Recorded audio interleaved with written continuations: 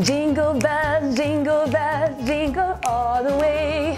Joyeux Noël, Merry Christmas, Feliz Navidad. C'est un plaisir pour nous de vous avoir aujourd'hui pour ce numéro spécial de Menu Week-end.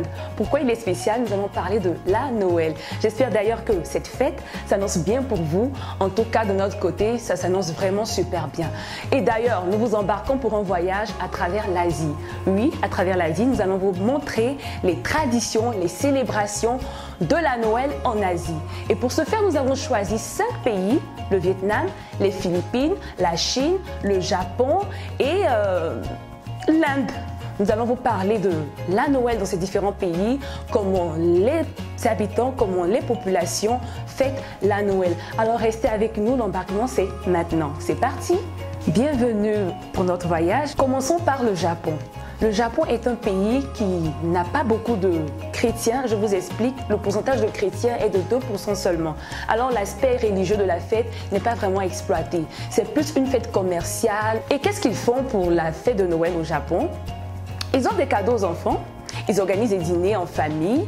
Et il est même dit que les enfants ont des cadeaux seulement qu'à leur bas âge. Arrivés à l'adolescence, ils n'ont pas de cadeaux. Et ça s'arrête là. Mais il y a un fait aussi, c'est que cette fête est considérée comme une fête des amoureux. Oui, une fête des amoureux, pour pallier à ce manque de festivité, vu que c'est juste en famille. Lorsqu'ils deviennent ados, pour les adultes, je veux dire, ils organisent des fêtes comme ça entre eux, entre amoureux, des sorties en couple, ils sortent des cadeaux, ils se déclarent leur flamme et c'est vraiment quelque chose d'intéressant. Si vous passez par le Japon pendant la Noël, invitez votre chérie si vous êtes avec elle ou votre chéri et allez dans un restaurant, manger, discutez, déclarez-vous votre flamme, faites-vous de nouveaux vœux, renouvelez vos vœux par rapport à votre alliance et tout. C'est de coutume au Japon. J'oubliais un dernier détail. Au Japon, il y a une pratique qui est d'ailleurs devenue une tradition. Les Occidentaux, dans les années 70, qui y vivaient, s'offraient du poulet et de la dinde qu'ils achetaient au KFC, qui est une chaîne de restaurants. Et cette pratique est devenue une coutume que tous les Japonais ont plaisir à avoir le 24, la veille de la Noël, ou même le 25. Alors si vous êtes de passage, rentrez dans la danse et achetez-vous du poulet KFC. Nous allons maintenant en Inde, un autre pays où le taux de christianisme n'est pas vraiment très élevé. Il est de 2,3%. C'est vraiment faible. Mais les chrétiens là-bas fêtent la fête de Noël un peu comme partout dans le monde. Ils organisent une veillée, je veux dire, ils vont veiller à l'église le 24, la veille de Noël, et le 25, ils organisent un déjeuner entre familles, entre amis, et ils partagent la nourriture. Ça peut être un déjeuner comme un dîner. Donc c'est une pratique assez courante pour les chrétiens de là-bas. Mais la fête de Noël n'est pas vraiment célébrée par toute la population en Inde. Ils sont majoritairement hindous et pour eux la fête la plus importante est la Diwali. C'est la fête de lumière. Donc ils ne sont pas vraiment intéressés par la Noël, ils sont très conservateurs et ils tiennent vraiment à leur tradition. Mais un fait qui est à relever est que ces familles chrétiennes qui fêtent la Noël ont souvent des partages avec les autres familles qui ne sont pas forcément chrétiennes, qui sont hindoues ou musulmanes. Ils ont le gâteau de prunes qu'ils partagent ensemble et c'est comme une tradition aussi ici en Inde. Alors c'est tout ce que nous avons à vous dire concernant la Noël fêtée en Inde. Nous allons maintenant en Chine. Le taux de chrétiens en Chine est de 4,6%. C'est vraiment très faible par rapport à cette population nombreuse de la Chine. La Noël n'est pas vraiment célébrée là-bas et souvent même elle est interdite dans certaines universités, dans certaines écoles. Pourquoi? Parce que le gouvernement préfère que les Chinois s'intéressent aux fêtes traditionnelles de la Chine, qu'ils en fassent la promotion et qu'ils s'intéressent moins aux fêtes occidentales. La Noël est arrivée en Chine grâce aux étudiants chinois qui sont allés étudier à l'étranger et aussi aux missionnaires. Et c'est une fête à caractère commercial. Ils vendent beaucoup de gadgets à travers le monde. Et il y a même une ville en Chine du nom de Yiwu. Et cette ville est une ville considérée comme le plus grand supermarché du monde. Il fabrique près de 60% des gadgets de Noël qui sont vendus à travers le monde. Et c'est un grand point pour l'économie de la Chine. Alors c'est un peu ça la Noël en Chine. C'est pas vraiment célébré. Évidemment, il y a des messes qui sont organisées dans les églises la veille de Noël. Les fidèles y vont et même des curieux aussi y vont juste pour voir la magie de Noël. Bienvenue au Vietnam. Le Vietnam contient 7,2% de chrétiens. La fête de Noël est très attendu au Vietnam. C'est bien vrai qu'ils ne sont pas assez nombreux, il n'y a pas vraiment de chrétiens là-bas, mais c'est une fête qu'ils considèrent vraiment beaucoup.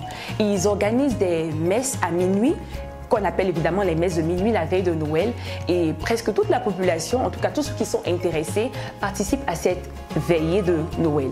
Et juste après la veillée, ils rentrent à la maison en famille, ils ont un dîner où ils mangent des plats typiques du Vietnam, des plats festifs.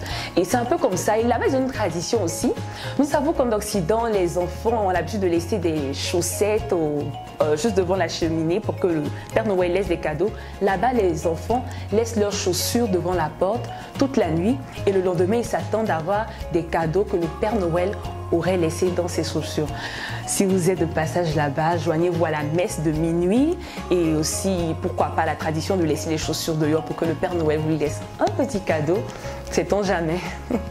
Nous terminons notre voyage avec les Philippines. C'est un pays fortement christianisé. Près de 93,1% de la population est chrétienne. Alors la fête de Noël là-bas comme un festival. Ils commencent la fête 9 jours avant le 25 par toutes sortes de festivités. Ça commence d'abord par, ils ont une sorte d'assemblée. Le premier jour de ces 9 jours, une sorte d'assemblée. Il y a vraiment beaucoup de gens qui viennent écouter la Bible, écouter des histoires relatives à la naissance de Christ, évidemment des textes tirés de la Bible. Et ils ont même des présentations théâtrales pour un peu imiter la naissance du Christ. C'est vraiment quelque chose d'intéressant. Ils font ça le premier jour de ces 9 jours avant la Noël. Ils appellent déjà ce festival le Simbang Gabi. Simbang Gabi, c'est bien ça le nom, Simbang Gabi. Et le 25, ils ont quelque chose aussi d'extraordinaire qu'ils font. Chaque heure du 25 décembre en Philippines, ils organisaient des messes, des cultes pour célébrer la Noël. C'est un peu comme ça qu'ils fêtent la Noël là-bas. Ils ont un élément décoratif aussi qu'ils utilisent tous. Ça s'appelle le parole. C'est un peu comme une antenne en forme d'étoile qu'ils accrochent un peu partout. Et c'est de coutume là-bas. Il y a aussi un fait qu'on appelle aguinaldo. Aguinaldo, je crois. Il s'agit en fait de remercier les anciens, tous ceux qui considèrent comme anciens dans leur famille, avec une enveloppe cachetée qui contient de l'argent en vue d'avoir des bénédictions de ces anciens, ces personnes qui considèrent comme âgées, comme respectables et honorables dans leur famille. La Noël symbolise la naissance du Christ. Et c'est une fête que beaucoup de chrétiens fêtent à travers le monde.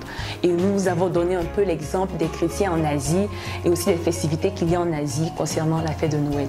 Nous espérons pour vous que vous allez passer de merveilleuses fêtes de Noël en famille, si vous avez l'occasion, ou entre amis, à l'église. Vraiment, passer du bon temps. Et n'oubliez pas aussi de penser aux orphelins, de penser à ces personnes-là qui n'ont pas vraiment des moyens, surtout les enfants, et offrez des cadeaux, faites des dons pour que ce soit une véritable fête de Noël où la magie de Noël s'opère véritablement dans les vies. Ce fut un plaisir de vous avoir. Passez encore une fois de plus une bonne fête de Noël. Joyeux Noël!